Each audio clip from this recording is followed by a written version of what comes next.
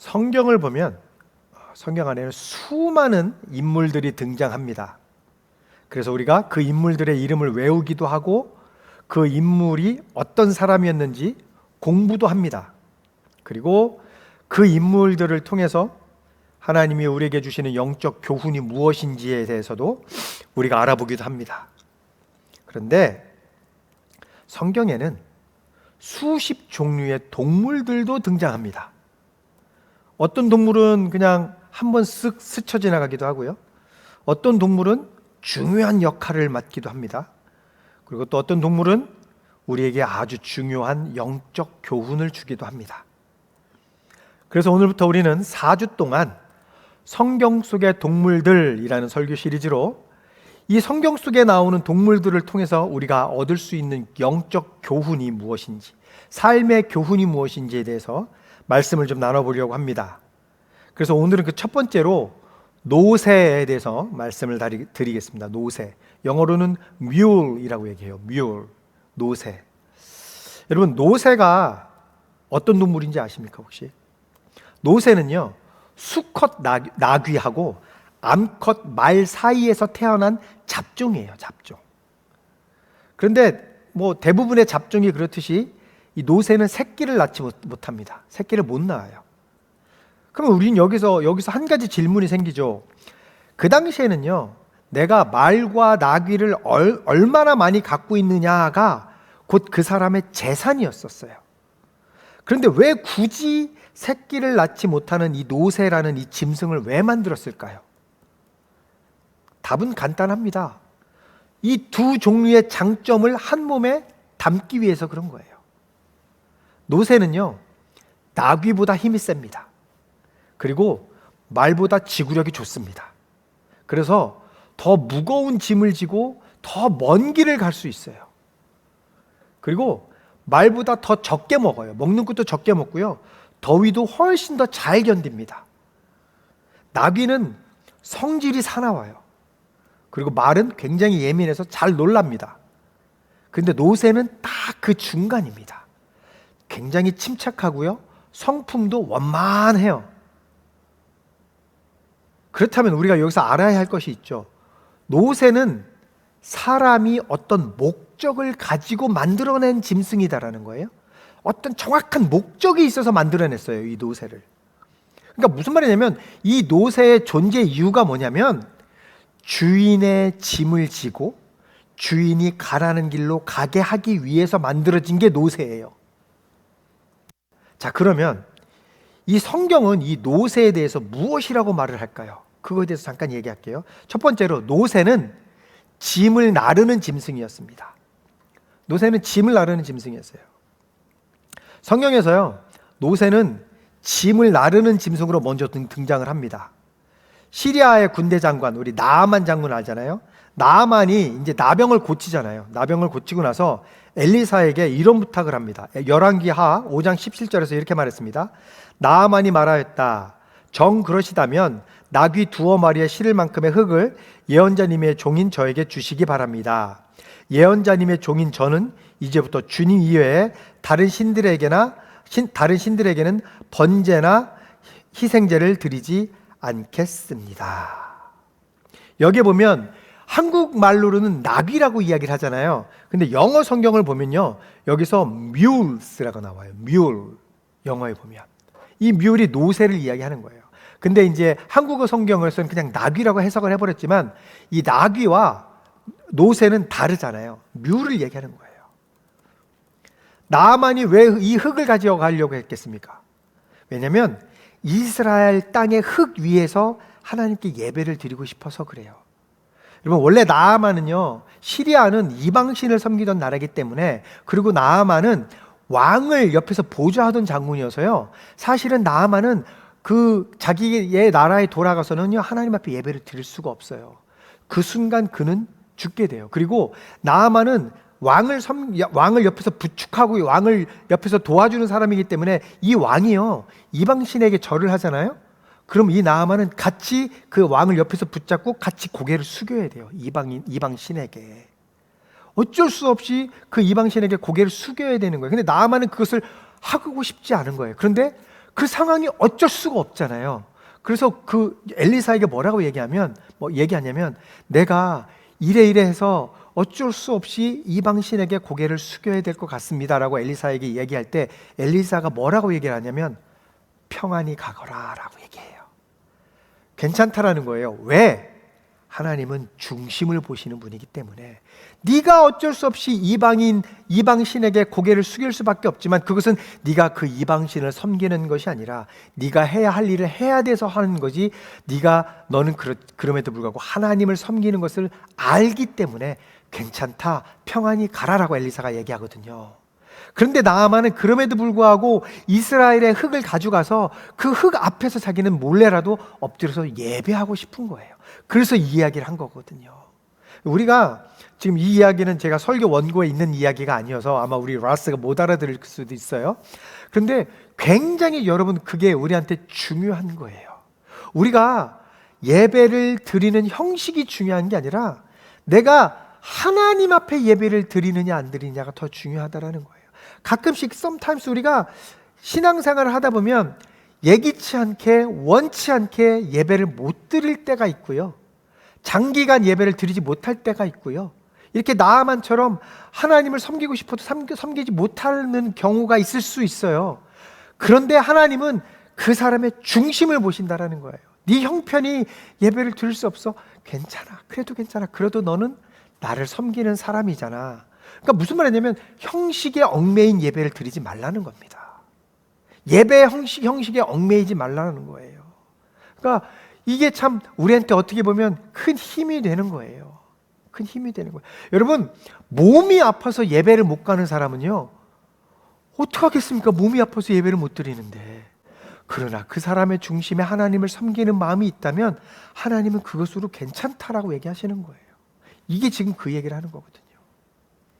근데 여러분 보세요. 지금 이제 다시 말씀으로 돌아가서 여러분 흙이 얼마나 무겁습니까?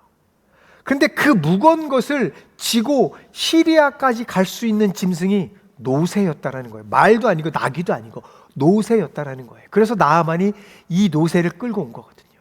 노새는 그런 짐을 지는 짐승이었습니다. 두 번째, 노새는 왕이 타는 짐승이었습니다. 노새는 왕이 타는 짐승이었어요. 이제 다윗 왕은 자기 개인 노새를 갖고 있었거든요. 그래서 이제 다윗이 자기 아들 솔로몬을 후계자로 세울 때 이렇게 명령을 합니다. 열왕기상 1장 33절이에요. 왕이 그들에게 말하였다. 그대들은 나의 신하들을 거느리고 내가 타던 노새에 나의 아들 솔로몬을 태워서 기혼으로 내려가도록 하십시오. 여기에 내가 타던 노새라고 해요. 이게 왕이 타던 짐승이에요, 노새는. 그러니까 이 왕이 노새를 타고 간다라는 것은 뭐를 의미하냐면 이 사람이 왕이다라는 표시를 하는 거예요. 노새는 그렇게 쓰임을 받았어요. 왕자도 노새를 탔어요. 왕자들도. 사무엘하 13장 29절에서 이렇게 말했습니다. 압살롬의 부하들은 압살롬이 명령한 대로 암논을 처치하였다. 그러자 나머지 왕자들은 저마다 노새를 타고 달아났다. 이 노새는 왕을 태우는 짐승이었고요, 왕자를 태우는 짐승이었습니다. 무슨 말이냐면 노새는요, 노새의 가치는 노새 자체에 있지 않다라는 거예요. 노새에게는 가치가 없어요. 그런데 이 노새의 가치가 자기가 얼마나 힘이 센지, 얼마나 외모가 좋은지 이게 아니라요, 이 노새가 지금 무엇을 지고 있는지, 아니면 이 노새가 누구를 태우고 있는지에 따라서 그 노새의 가치가 달라진다는 거예요. 여러분, 이것도 굉장히 중요한 말이 있어요. 우리가 누구를 섬기느냐에 따라서 우리의 가치는 달라져요. 내가 하나님을 섬기느냐, 이방신을 섬기느냐, 세상을 섬기느냐에 따라서 하나님이 보실 때 우리의 가치는 달라진다라는 거예요.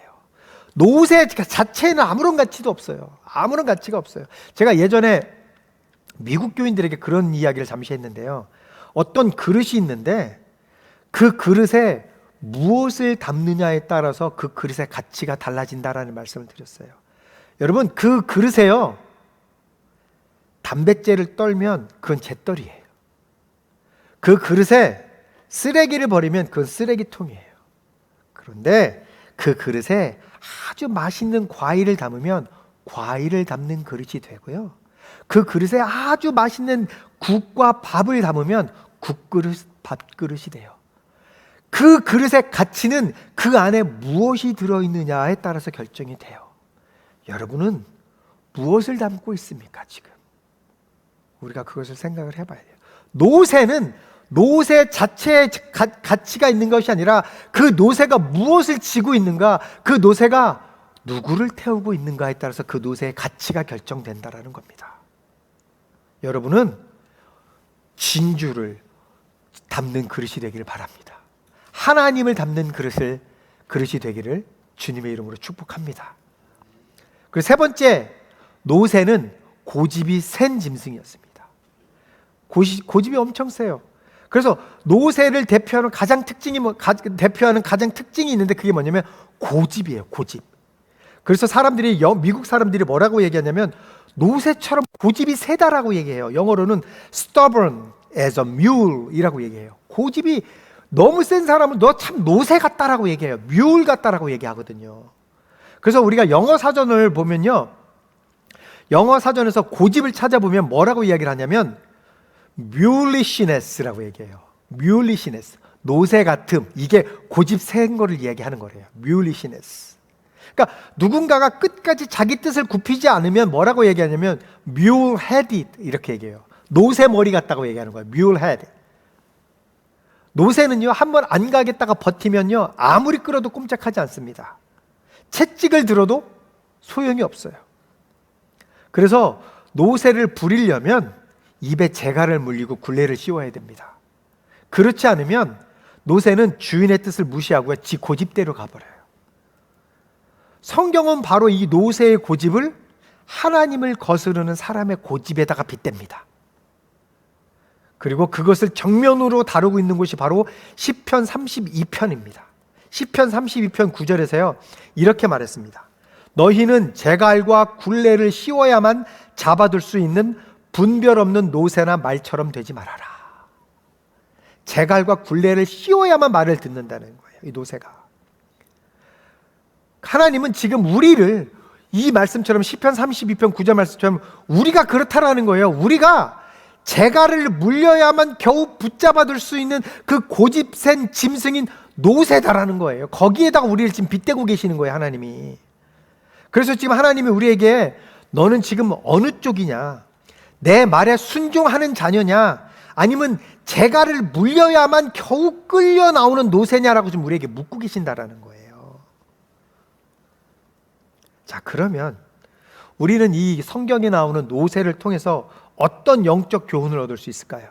첫 번째, 하나님은 우리에게 꼭 맞는 방향을 알려주십니다.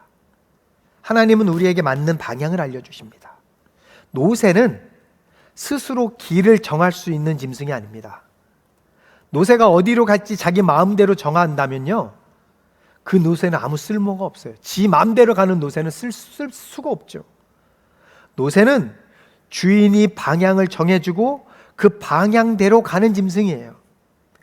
바로 그것 때문에 이 노새가 짐도 지기도 하고 왕도 태울 수 있는 거예요. 근데 하나님도 우리에게 똑같이 한다는 겁니다. 노새에게는 주인이 있듯이 우리에게도 방향을 정해주시는 분이 계시다라는 거예요. 우리에게도 방향을 정해주는 주인이 있다라는 거예요. 하나님이 계시다라는 얘기죠. 하나님은 우리를 어둠 속에다 세워놓고 알아서 찾아가라고 하시는 분이 아니고 우리에게 그 길을, 가야 할 길을 알려주시는 분이시다라는 겁니다. 그래서 우리가 조금 전에 읽었던 이 시편 32편 9절, 바로 앞 구절인 8절에서요 이렇게 하나님이 말씀하셨어요. 주님께서 말씀하신다. 네가 가야 할 길을 내가 너에게 지시하고 가르쳐주마. 너를 눈여겨보며 너의 조언자가 되어주겠다. 여러분, 이 말씀을 잘 보세요. 하나님이 지금 우리에게 약속하신 말씀이 있어요. 4가지를 약속하셨습니다. 지시해 주실 것이고요, 가르쳐 주실 것이고, 우리를 눈여겨보시고 우리의 조언자가 되어주시겠다라고 지금 약속하셨어요. 우리의 삶에 어떻게 우리가 가야 할지 우리에게 지시를 해주실 것이고요, 우리를 어떻게 가면 좋은지 가르쳐 주실 것이고, 잘 가고 있는지 우리를 눈여겨보실 것이고, 어떻게 가는 것이 좋은 방법인지 우리에게 조언자가 되어주시겠다. 우리의 삶에 있어서 그렇게 지금 우리에게 약속하고 계신다라는 거예요. 하나님은요, 나에게 무엇이 가장 좋은지를 아시는 분이에요. 자, 그러면 하나님이 우리에게 어떻게 우리에게 그 길을 보여주실까요? 하나님이 우리에게 길을 보여주시는 방법, 하나님의 말씀이에요. 하나님의 말씀. 시편 19편 7절부터 8절에서 이렇게 말했습니다. 주님의 교훈은 완전하여서 사람에게 생기를 북돋워 주고 주님의 증거는 참되어서 어리석은 자를 깨우쳐 준다. 주님의 교훈은 정직하여서 마음에 기쁨을 안겨주고 주님의 계명은 순수하여서 사람의 눈을 밝혀준다. 그리고 시편 119편 105절에서 이렇게 말했습니다. 제가 정말 좋아하는 말씀이에요. 제가 이거 초등학교 2학년 때 외웠어요. 주님의 말씀은 내 발의 등불이요 내 길에 빛입니다. 여러분, 등불은요 100걸음 앞을 비춰주지 않아요. 딱 한 걸음 앞을 비춰줍니다. 그래서 발의 등불이라고 얘기를 한 거예요. 내 발의 등불, 딱 한 걸음 한 걸음을 보여주는 등불이다라는 거예요. 무슨 말이냐면 하나님은요 우리 인생 전체를 한 번에 다 보여주지 않는다라는 거예요. 왜 그런 줄 아세요, 여러분? 우리 인생을 다 한 번에 보여주잖아요. 우린 기도하지 않아요. 우리는 하나님을 찾지 않아요. 왜요? 앞으로 내 길을 다 아는데, 내 장래, 내 미래를 내가 다 알고 있는데, 하나님이 다 보여주셨는데, 결국 하나님이 나를 그렇게 이끌어 갈 걸 내가 알고 있는데, 그럼 우리가 하나님을 찾습니까? 안 찾아도 결국 하나님이 나를 이끌어 갈 건데, 하나님은 한 걸음 한 걸음을 보여주신다라는 거예요, 우리가. 그래서 우리가 한 치 앞도 알 수 없고 100걸음 앞을 알 수 없지만 반드시 하나님은 우리 한 걸음 앞을 보여주셔서 우리를 의의 길로 인도해 주신다라는 거예요. 반드시 우리가 지금 내디뎌야 할 그 한 걸음을 반드시 하나님은 보여주셔요. 그러니까 그 하나님을 신뢰해야 된다는 겁니다. 문제는요, 우리가 길을 몰라서가 아니잖아요. 문제는 뭐예요? 내가 그 길을 아는데 안 가는 게 문제잖아요. 왜? 다 보여주시면 좋겠는데, 앞으로 내 인생의 모든 길을 다 보여주시면 내가 자신있게 그 길로 갈 건데, 그거를 잘 모르니까 바로 앞에 한 걸음 앞만 보여주시니까 결국 이 길도 하나님이 나에게 좋은 길로 보내주실 거라는 걸 알지만 두 걸음이 깜깜하니까 안 가잖아요. 내가 그 발을 못 내딛잖아요. 우리가 안 가서 문제인 거예요. 하나님은 분명히 길을 보여주시는데 우리한테. 그러니까 무슨 말이냐면 주인이요 지금 방향을 정해준단 말이에요, 노새에게.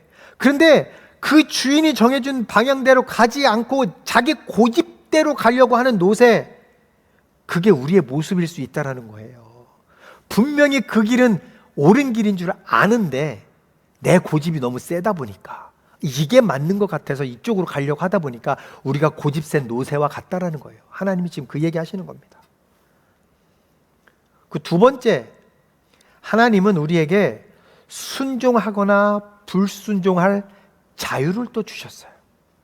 순종할 수 있는 자유 또는 불순종할 수 있는 자유를 주셨습니다. 자, 보세요. 우리가 여기서 한 가지 질문이 또 생겨요. 하나님이 이제 길을 알려주신다 그랬잖아요. 한 걸음 한 걸음 내디딜 수 있는 등불로 우리의 앞길을 알려주신다고 했는데, 자, 그렇다면 그냥 하나님이 우리를 끌고 가면 되잖아요, 그 길로. 근데 왜 그냥 그 길로 끌고 가지 않으십니까? 우리가 좀 전에 읽었던 그 시편 32편 9절 말씀처럼 고집 부리는 노새는 그냥 재갈을 물려갖고 억지로 끌고 가면 되잖아요. 이 노새를 끌고 가는 것처럼. 그럼 하나님도 우리를 그냥 그렇게 해주시면 되잖아요. 그럼 우리는 그냥 끌려가기면 되는 거 아닙니까, 우리가? 여러분, 여기서 재갈이 뭐예요? 입에 물리는 쇠막대예요. 이렇게 물려요. 그리고 굴레가 이렇게 동그랗게 있고 이 굴레에 이렇게 곱비가 이렇게 있어요. 그래서 곱비가 이렇게 뒤에 탄 사람한테까지 연결이 돼서 이 곱비를 당기면 노새는 자기 뜻과 상관없이 곱비를 당기는 주인이 원하는 대로 갈 수밖에 없어요. 이 말에도 그게 이렇게 있잖아요. 무슨 말이냐면 하나님이 사실은 마음만 먹으면 우리를요 재갈 물린 이 노새처럼 강제로 끌고 갈 수 있어요. 있습니다. 그런데 하나님은 그렇게 하지 않기로 하셨다라는 거예요. 주님은 우리에게 분명한 길을 보여주시고 우리에게 말씀해 주시고 그 다음에 우리가 선택하라고 말씀하셔요. 네가 그 길을 선택해. 예레미야 6장 16절입니다. 나 주가 말한다. 나는 너희에게 일렀다. 가는 길을 멈추어서 살펴보고 옛 길이 어딘지, 가장 좋은 길이 어딘지 물어보고 그 길로 가라고 하였다. 그러면 너희의 영혼이 평안히 쉴 곳을 찾을 것이라고 하였다. 그런데도 너희는 여전히 그 길로는 가지 않겠다고 하였다. 하나님이, 여러분, 하나님이 다 알려주셨어요. 어디에 서야 하는지, 무엇을 물어야 하는지, 어느 길이 좋은 길인지 다 말씀해 주셨대요. 다 알려주셨대요. 그리고 우리에게 선택권을 주셨어요. 그런데 지금 이 백성들이 뭐라고 얘기합니까? 우리는 그 길로 가지 않겠다라고 얘기해요. 이상하죠? 왜 하나님이 강제로 끌고 가지 않으십니까? 왜 그러냐면, 여러분, 자율적인 선택, 이 자유가 없이는요, 참된 관계가 맺어지지 않기 때문에 그렇습니다. 끌려온 순종이 순종입니까? 억지로 끌려온 순종은 순종이 아닙니다. 강요된 사랑은 사랑이 아니잖아요. 하나님은 우리가 제갈에 끌려오는 짐승처럼 살기를 원하지 않는다라는 겁니다. 하나님은 스스로 돌아서는 자녀가 되기를 원하시는 거예요. 그리고 이 자유는 예수님을 믿은, 우리가 이제 예수님을 믿은 다음에도 여전히 남아 있어요. 그래서 우리가 예수님을 믿는다고 하지만 예수님을 믿는 사람도 불순종할 수 있습니다. 그리고 그 선택은 우리의 자유에 달려 있다라는 거예요. 그게 감리교적 신학으로 봤을 때 자유의지를 이야기하는 겁니다. 그 선택은 우리에게 달려 있다라는 거예요. 근데 여러분, 이 자유에는 무서운 이면이 있어요. 믿는 사람이 계속해서 돌이키지 않고 죄 가운데 머무는 것은 하나님과의 관계를 깨뜨릴 수 있고 하나님과의 관계를 위협할 수 있습니다. 그래서 예레미야 8장 4절부터 5절에서 이렇게 말했습니다. 너는 그들에게 전하여라. 나 주가 말한다. 누구나 넘어지면 다시 일어나지 않느냐? 누구나 떠나가면 다시 돌아오지 않느냐? 그런데도 예루살렘 백성은 왜 늘 떠나기만 하고 거짓된 것에 사로잡혀서 돌아오기를 거절하느냐? 여러분, 넘어졌으면 일어나야지. 또 길을 잘못 들었으면 돌아서는 것, 이거는요 너무나 당연한 상식 아닙니까? 이거는 애도 해요. 2살 배기 애도 넘어지면 일어나요. 그런데 하나님이 말씀하시는 건 뭐냐면 이 백성은 거짓을 굳게 붙잡고 돌아오기를 거절했다라는 거예요. 이게 노새의 고집이다라는 겁니다. 그리고 그런 고집은 결국 하나님과 이스라엘 백성 사이를 갈라놓았잖아요. 나와 하나님 사이를 갈라놓게 된다라는 겁니다. 그래서 여러분, 이 자유라는 것은, 자유의지는요 우리에게 축복인 동시에 책임이 있어요. 그럼 여러분, 우리는 이 자유를 지금 어떻게 쓰고 있냐라는 거예요. 여러분은 하나님이 우리에게 주신 이 자유를 어떻게 쓰고 있습니까? 그래서 세 번째로, 돌이키고 순종하는 게 지혜입니다. 돌이키고 순종하는 것이 지혜예요. 자, 이미 불순종한 사람은 그럼 어떻게 해야 됩니까? 답은 하나입니다. 빨리 돌이키는 거예요. 빨리 회개하는 겁니다. 여러분, 노새를 다시 한번 생각해 봅시다. 아까도 말씀드렸듯이 주인의 방향을 거부하고 제 고집대로 가는 노새는 결국 어떻게 됩니까? 그런 노새는요 길을 잃어버려요.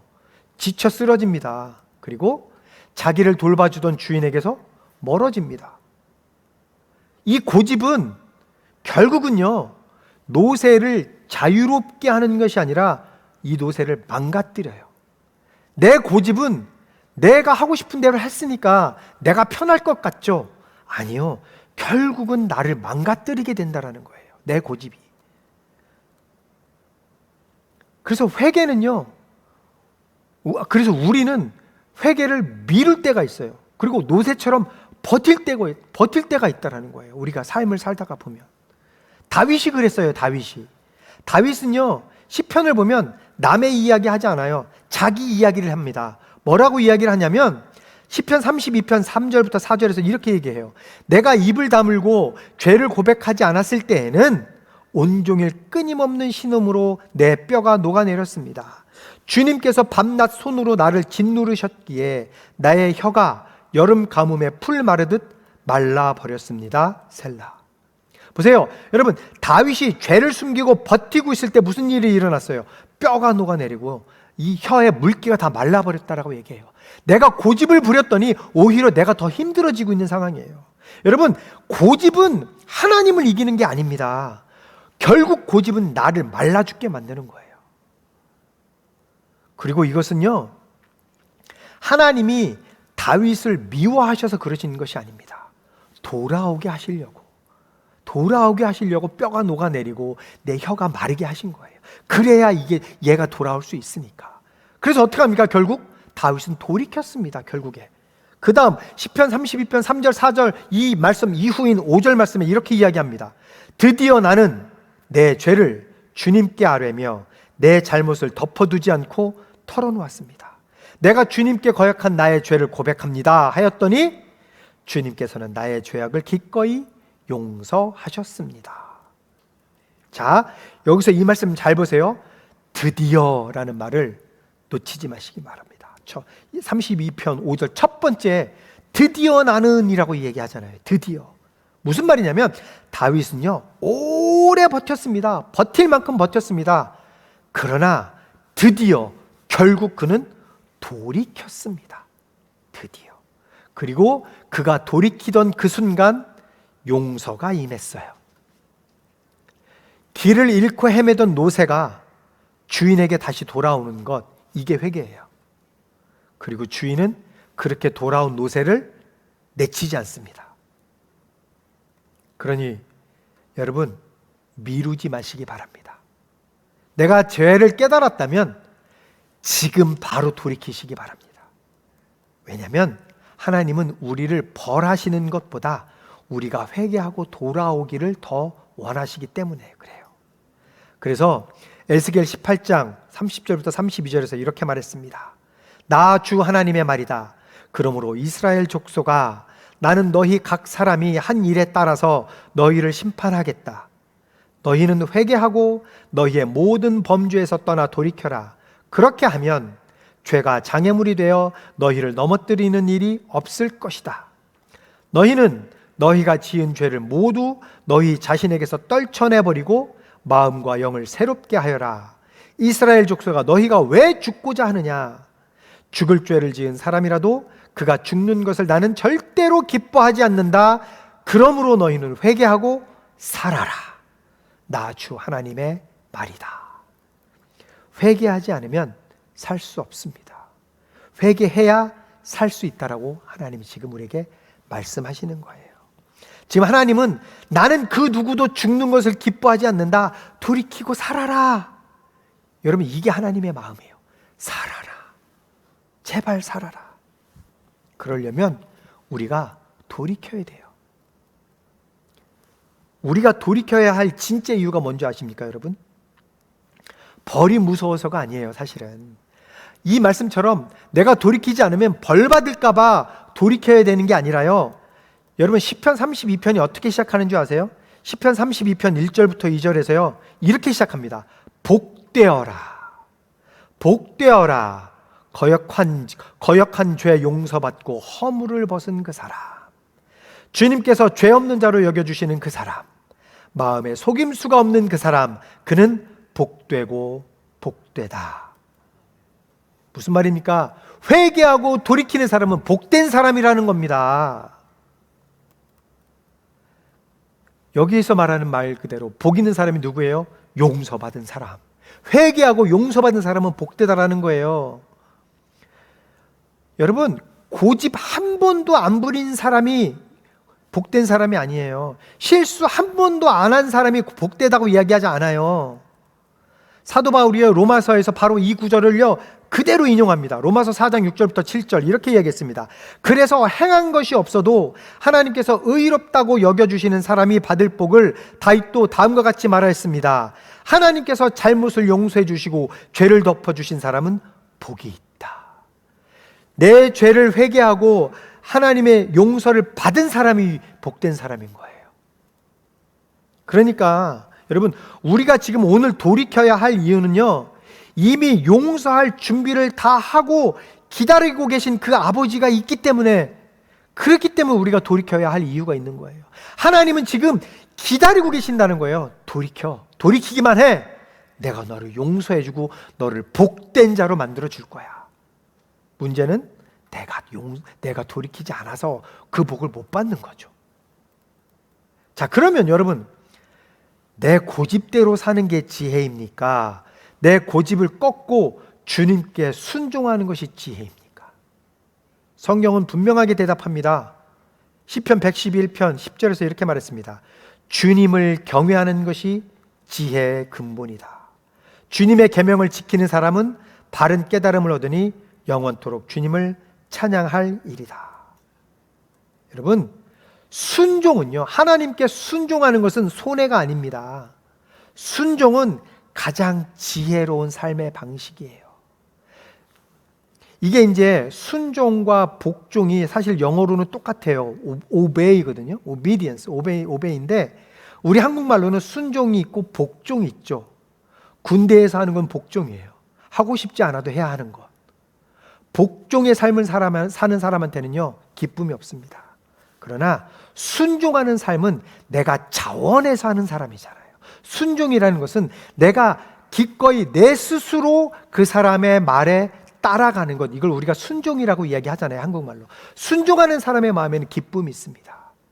그래서 하나님 앞에 순종하는 것은요, 지혜로운 방법이에요. 억지로 하는 게 아니에요. 자원하는 마음으로 하는 것을 순종이라고 얘기해요. 여러분, 세상은 자기 뜻대로 사는 것을 자유라고 부릅니다. 네 마음대로 살아. 그게 너에게 주어진 자유야. 그런데 성경은요, 그것을 뭐라고 얘기하냐면 자기 마음대로 사는 것을 지각 없음이라고 불러요. 성경에서는 senselessness라고 불러요. senselessness. 지각 없다라고 불러요. 자기 뜻대로 사는 자유.